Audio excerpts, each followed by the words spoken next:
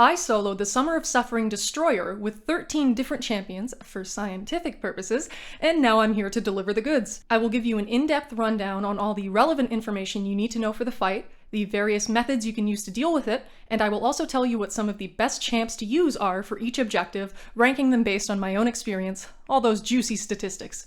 Please follow the timestamps included to get to where you need to go. So yes, a few days ago I decided to live stream myself attempting to solo this fight with as many objective champions as I could. I managed to achieve solos with the following champs. Note that I will soon spam you with a bunch of champion-specific tutorials as well, so if you want to wait for those, go ahead. In order, for the villain objective, I succeeded in using Scorpion, Titania, Void, Onslaught, Kingpin, and Sandman. For the hero and offensive burst objective, I used America Chavez, Sasquatch, Quicksilver, Spidey 2099, and Spider-Ham. And for the Valiant objective of hero and defensive tank, I used Hulk, Sasquatch, and Jessica Jones. Sasquatch is the only double objective champion here, so that's why he is written twice. I will later go into further detail about how many attempts each champ took, what tier and rank they were in game, as that's pretty relevant information, as well as my ranking on who the easiest champs to use in acquiring the objectives are. Again, timestamps if you want to skip to that. For now, I want to explain this destroyer fight in simple terms. There are two central things you need to be aware of. Firstly, buffs are not your friend. For each active buff on you, Destroyer gains a protection, reducing damage taken. That would be fine if he didn't then reflect that damage back at you in the form of an instant rupture. This goes without saying. Do not use champions who have constant buffs in their kit. However, even if you don't bring a buff-heavy champ, unless they are buff immune, you will have two different buffs trying to get you hurt throughout the fight. The precision buff you get from evading hits using dexterity does indeed count, so when you hit him after dexing an attack, some of that damage is coming back at you. This isn't too big of an issue as long as you make sure you aren't triggering massive damage while you have that dex buff active. Not much you can do other than that. You have to dex his hits at some point, after all. The other buff of concern is an unblockable buff, courtesy of the node. If it expires while you're close to the destroyer, he will gain an unblockable buff for a few seconds. But if it expires whilst you're far away from him, it's going to you instead. You have autonomy over whether you want to tolerate that reflected damage by choosing who wins that game of hot potato. You have control over that by choosing where you are when the timer expires. You can afford to get that damage reflected at you sometimes, honestly most of the time, unless you're accumulating other damage by messing up a lot, but again, just avoid triggering your big boy damage while you have the unblockable buff on you. Lastly, while relics are normally very, very good to use in hard content, some of them give you buffs, and you can do the math on why that might be an issue here. Later on in this video, I will show you a list of which relics do and don't give you buffs, so you know which ones to not equip on your champ. So yeah, long story short, champs with minimal natural buffs are required for this fight, and buff immune champs have it best since they're never going to get any damage reflected back at them. Now, the other big point of the fight you need to understand. Ooh, he's a power gainer, but only sometimes. Here's when, why, and how. When this man of metal reaches 100 of his destruction charges, it's party time, for him at least. He will gain ludicrous amounts of power over a very short period of time, so you need to know when it's going to happen, especially if your attacker does not have power control in their kit. What gives him charges? A few things.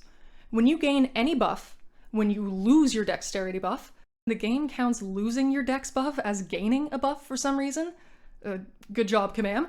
And also, because of the node, when you parry him, he will gain 2 charges. Not that bad.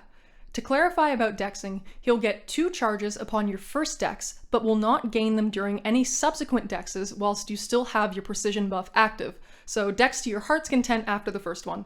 He'll then gain another 2 charges once you hit him again and lose the buff. And now, the actual problem point of the fight. During his special one, each time you do anything other than triggering dexterity on his hits, so that means not getting hit, not blocking, and even not having him miss you because you're out of the attack's range. Yeah, for each hit you don't exclusively evade with the dexterity mastery, he's gaining 15 charges. There are 3 hits in his special one, so if you dex none of them, that's 45 per special one. That's an issue. The last thing that affects his charges is that he'll lose one every time you inflict a debuff. Stunning him is an exception to that, he won't lose one there, so parrying doesn't count. So champs who are heavy on the debuffs are very useful here for controlling his charges. You can fight him with anyone though, even if they don't have power control or tons of debuffs. Again, as long as they don't have tons of buffs. Other things to know for the fight are that I really think you should learn how to dex his special too. Because guess what? He doesn't gain any charges from those. It's not hard, it took me maybe 2 minutes of practicing in dueling my own little destroyer. You just have to evade his beam a little earlier than you think you should. Turn on the in-game sounds to help with the timing. As for his special 1, you will be rooted during the animation, but that actually makes it easier to dex each hit because you're all up in his personal space. Next up, do not intercept this Iron Gentleman unless you have recently punished his heavy attack. Otherwise, he will be unstoppable, so no intercepts for you. He's immune to slow, by the way, so slow champs can't bypass that. He'll also be stun immune here when unstoppable, so you'll have to get an opening through countering his heavy or parrying him when he can hit you without needing to dash forward, because that's when he goes unstoppable, when dashing forward. This goes without saying, but if you are not using a champ that counters his nonsense, you will be at the mercy of his AI being cooperative with what special he will choose to throw. Lastly, use relics, but don't use some of them. They're amazing to have for reasons that I've already yelled at you enough about. Equip your goddamn relics. Here's a quick guide on the ones to avoid. The science class has no relics that give you buffs, so any will work. The only skill relic to avoid is the Black Panther relic. Mutants should use the Gambit or Mr. Sinister relic. Storm and Wolverine give you buffs. For Cosmics, shut up. All tech relics are safe, and for Mystics, you will only want to use the Ghost Rider and Iron Fist relics. Jugs and Scarlet Witch give you buffs. Got it? Okay, cool. Moving back to how to fight the Destroyer. I think there are 3 approaches you can take, or some mixture of them at least. Firstly is the one I think Kabam wanted you to do, which is to become intimate with him with his back against the wall so his special 1 hits are all close enough for you to dex. Not minding the way I worded that, you are then also close enough to punish him after each special 1, and you can do a lot of heavy spam that way. I do not recommend relying on this method if your attacker does not otherwise deal with his power. Maybe you could get away with it if you're next level skilled and can space yourself perfectly each time and have perfectly cooperative AI, but let's be honest, if you were, you probably wouldn't be watching this video, now would you? I mean, I got all these solos and I couldn't do it, you know? It's very advanced in my opinion. If you can do it, well, congratulations. The next method is the one I think by far is easiest to execute when not using perfect counters for him, and that's to do whatever it takes to push him to special 2s. Since, again, those don't give charges, and you will only be giving him 4 charges per special rather than a maximum of 45 per special. And to do this, that requires knowing how to dex his special 2, which is still light years easier than perfecting the spacing on dexing all of his special 1. In my live stream, I very quickly figured out that this is the way to go, despite other tutorial videos advising you to play the special 1 game. I lied though, there's actually an easier route to take, and that's what I dubbed the LMAO fuck you Tin Man method. That is simply to use a perfect counter for him. Either a champ who can easily stop, or even reverse, his power gain, and or a champ who inflicts so many debuffs that he's never gonna see 100 charges no matter how many special 1s his desperate ass tries to throw. Not everyone has perfect counters ranked up though, which is why we need to know alternative approaches, as well as alternative counters. Speaking of, here's my breakdown of the solos and who I think are some of the easiest champs to use for each objective. I'm sure there are more, but I don't have access to every champ, so feel free to leave a comment informing others of even more good counters. Awesome, thanks.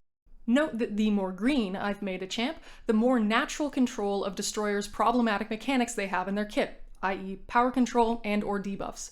I also did all of these unboosted, so add a plus or minus of 2 ranks. And by that I mean, if you boost up with, say, a 6-star rank 4, you can get the same output as my unboosted maxed out 6 stars or 7-star rank 2s. I won't go into much detail on how to use each champ as, again, I plan to make individual tutorials for them. Anyways, enough talk, on with champ. I'd say in the top tier of villain attackers are Titania and Sandman. Both of my solos were on the first try with 7-star rank 2s. Titania's buff immune, and she has so many debuffs that she just pisses all over this fight. Hit him until he dies, that is all. Sandman has both access to Petrify, many debuffs, and can even bypass his Unstoppable. The next tier of villain attackers contain Void, Scorpion, and Onslaught. I got all of these solos with maxed out 6 stars. Void took me 2 attempts, Scorpion took 7, don't mind that, it was early on in the stream before I understood the fight, and I soloed with Onslaught on my first try. Void does Void things, so no power gain for you. Scorpion has access to Petrify and can be immune to the instant rupture damage from the buff situation. He's not as good of a counter as you would think though, just take note of that. For Onslaught, he has nothing in his kit to deal with Destroyer's mechanics, but he just worked, and I'm not even good at using him. The final category of still pretty easy to get the solo, but not ideal, contains Kingpin. I used a maxed out 6-star and got the solo on my 4th attempt. He has buffs, so that's an issue, but he can reduce ability accuracy, so yay.